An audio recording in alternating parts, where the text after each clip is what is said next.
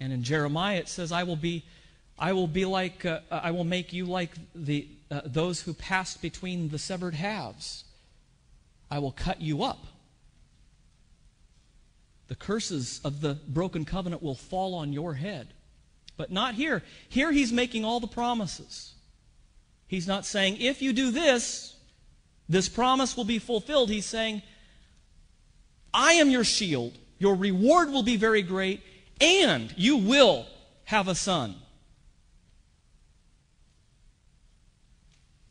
O Lord God, says Abram, what will you give me? For I continue childless. You have given me no son, and so a slave born in my house is to be my heir. And God takes him outside and says, oh, Abram, okay, you got to see something. You got to see something. Okay, let's look up at the heavens. Can you count the stars? I can't number the stars. So that's the number of the children, the descendants that you're going to have. See, that's why God condescends. You could imagine God saying, this is what we would do. After so many chances, we would say, I'm moving on. Abram, this has been, I tried you. You're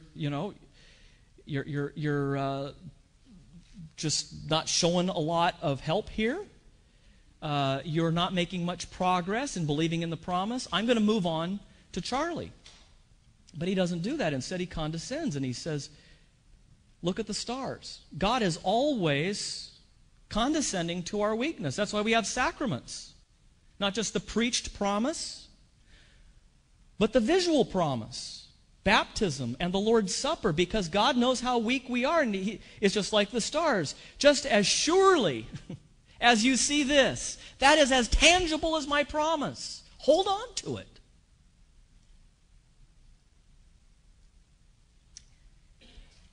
And that's what did it. And Abram believed the Lord, and the Lord reckoned it to him for righteousness.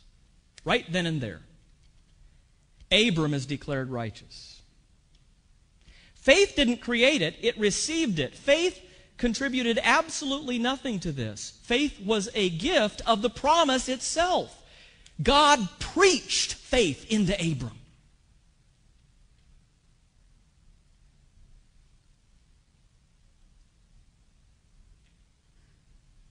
Abram's response is not one of blind optimism or positive thinking.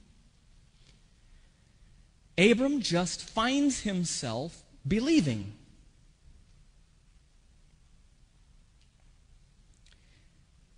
And he was declared righteous. Hashav, the Hebrew word there is a courtroom term. It is unmistakable in its legal forensic character. He believed and was declared in a courtroom, declared righteous. Now, it makes perfect sense to say that righteous people are declared righteous in a courtroom. But Abram was declared righteous while he was unrighteous.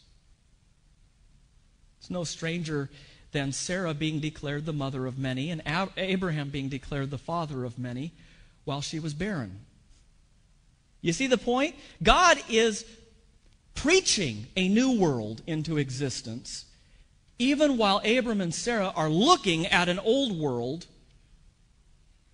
that seems to count against the promise. Abram isn't exactly the perfect picture of moral integrity. I remember in Sunday school, Abram and all kinds of Bible heroes being treated as Bible heroes. And you start realizing when you go back and read their stories that actually God is the only hero. Don't let your babies grow up to be Abram or David or, a lot of these folks. Even though they were people after God's own heart, you wouldn't want them going through all that heartache that they did because of their sin and rebellion. Abram isn't exactly the perfect picture of moral integrity. He routinely argues against God, and even after this episode, he questions his promise. And in his own effort to secure the promise, to be in control of the promise, he sleeps with Hagar. when the promise was made through Sarah, your son shall come. Talk about salvation by works. He's going to do it. He's going to pull this off. And then trying to save his own neck, he lies to the king and tells him that Sarah is his sister instead of his wife. And yet at that very moment, Abraham, this man filled with so many conflicting character traits, at that very moment, he believes the promise and God says, you are righteous.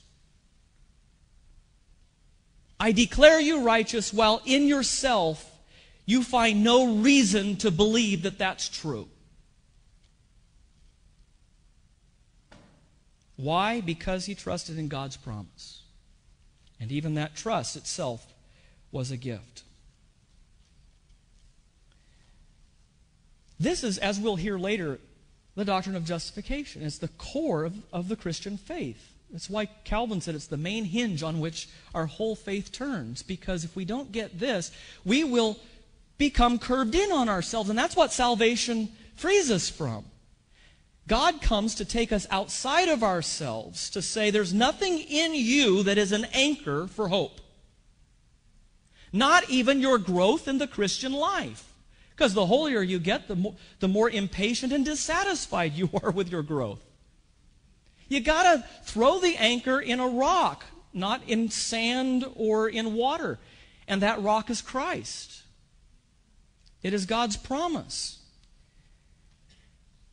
No longer Abram, father, he's now Abraham, plural, father of many, and Sarai is Sarah.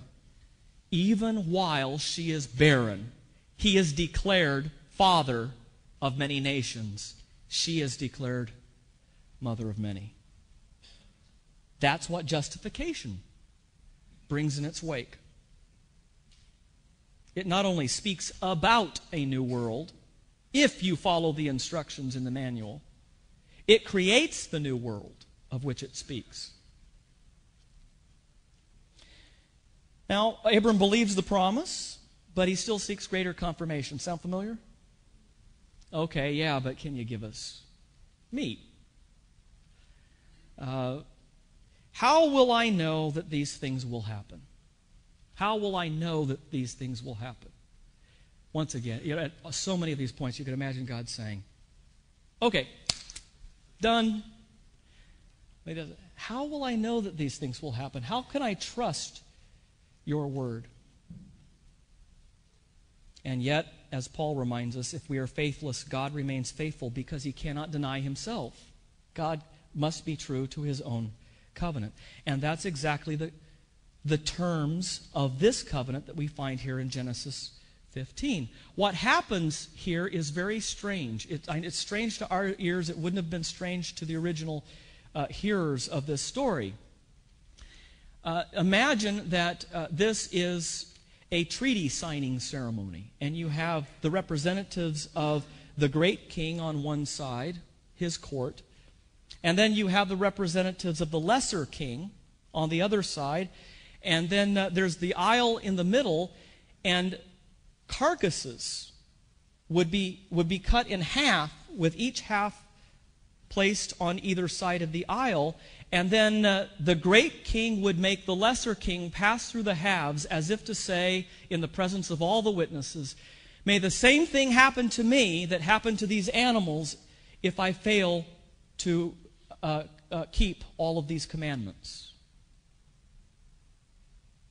So everybody knew what kind of a ceremony was taking place here in Abram's vision. What they weren't prepared for, I'm sure, is what happens in this ceremony. When the sun had gone down and it was dark, behold, a smoking firepot and a flaming torch passed between these pieces. That's only a sentence, and it's kind of a strange sentence. We might miss it. Apart from that background of knowing what these kinds of rituals were, it is an astonishing sentence. Why? Because God is passing through the halves alone.